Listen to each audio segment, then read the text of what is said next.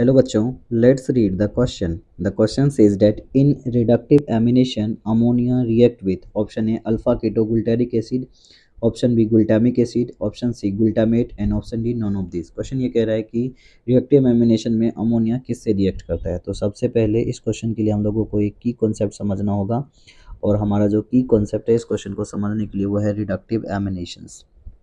Reductive ammunition, reductive ammunition, reductive emanations क्या है? ये एक ऐसा तरीका है जिसमें अमोनियम आयन को एसिमिलेट करके क्या बनाते हैं, अमोनिया। किसके अंदर? प्लांट्स। तो it is a way in which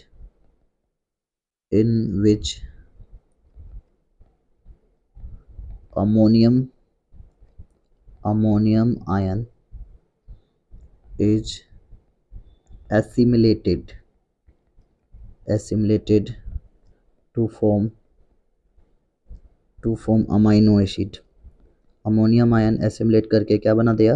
amino acid in plants के अंदर अमोनियम आयन ये बन गया। उसी को हम लोग क्या बोलते हैं? Reductive emanations. ये रिएक्शंस में के लिए क्या है, एक एंजाइम की ज़रूरत पड़ती है जिसको बोलते हैं ग्लूटामेट डिहाइड्रोजिनेस, जिसमें अमोनियम आयन, जो अमोनियम आयन होता है, अमोनियम आयन यानी NH4+ आयन डायरेक्टली कंबाइन होता है अल्फा कीटो ग्लूटारिक एसिड से। Alpha keto glutaric acid, alpha keto glutaric acid से क्या होता है, ये डायरेक्टली कंबाइंड होता है। और कंबाइंड होने के बाद क्या किसका फॉर्मेशन करता है? It forms glutamic acid. Glutamic acid क्या है? एक अमाइनो एसिड है। और ये glutamic acid alpha ketoglutaric acid के पास, इसके पास क्या होना चाहिए? एक एंजाइम होना चाहिए ग्लूटामेट डिहाइड्रोजिनेट। ये एंजाइम का नाम है ग्लूटामेट डिहाइड्रोजिनेज एंजाइम चाहिए इस रिएक्शंस को होने के लिए। नेक्स्ट, रिड्यूस को एंजाइम भी, यानी इसके साथ क्या होना चाहिए?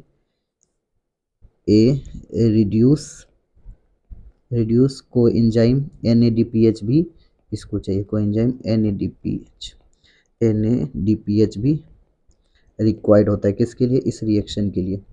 तो इसलिए इसको क्या बोल देते हैं? Reductive aminations. तो बोल रहा है in reductive amination ammonia react with, किससे रिएक्ट करता है? Alpha keto glutaric acid. और क्या बनाता है? Glutamic acid. So our final answer of this question is option number A is our final answer. Hope you understood it well. Best of luck.